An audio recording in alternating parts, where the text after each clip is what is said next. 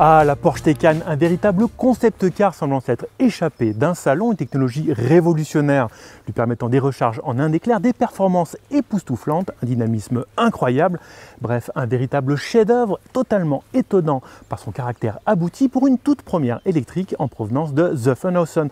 Du coup, il y a de quoi être extrêmement dubitatif face à cette Cross Turismo, sa version mi-break, mi-SUV qui ne peut que ternir les immenses qualités de ce modèle, n'est-ce pas? Eh bien non, pas du tout, et même bien au contraire, pour les 5 raisons que je vais vous détailler tout de suite.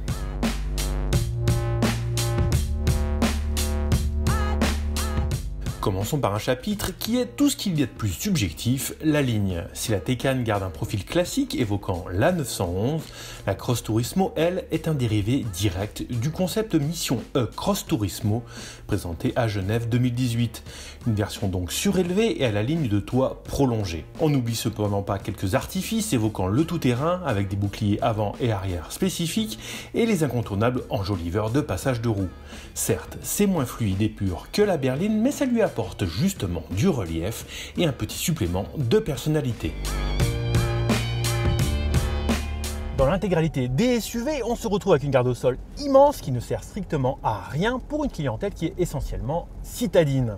Pire que cela, cela pénalise le dynamisme et augmente bien souvent la consommation, mais pas dans le cas de cette Taycan Cross Turismo.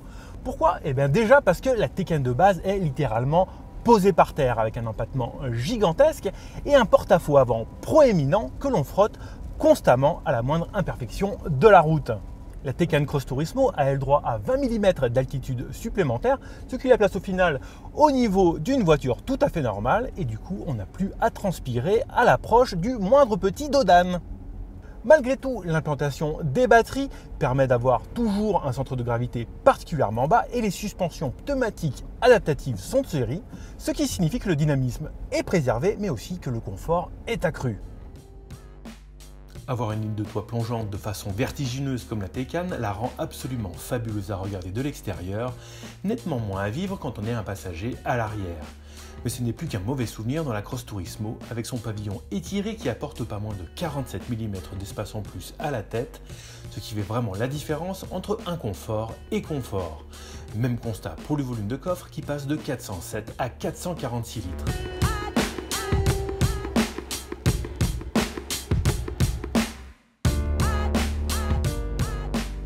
La Cross Turismo reprend sans surprise les fiches techniques de la Taycan, à l'exception de son modèle d'entrée de gamme, qui est la 4.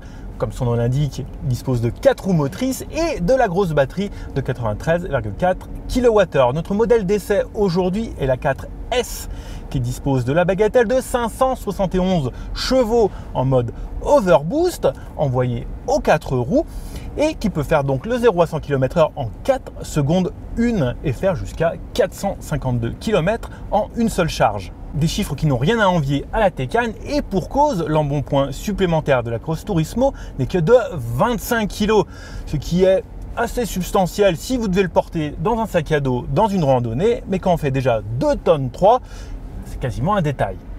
On retrouve sinon l'architecture révolutionnaire 800 volts, permettant notamment des recharges allant jusqu'à 270 kW, soit seulement 22 minutes pour passer de 5 à 80% de charge.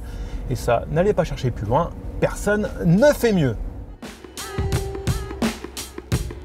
Terminons par l'aspect budget qui n'est certes pas le plus capital quand on veut acheter une Porsche, mais tout de même. La Taycan Cross Turismo s'affiche en France à partir de 96 454 €, ce qui est 10 200 € de plus que la Taycan d'entrée de gamme.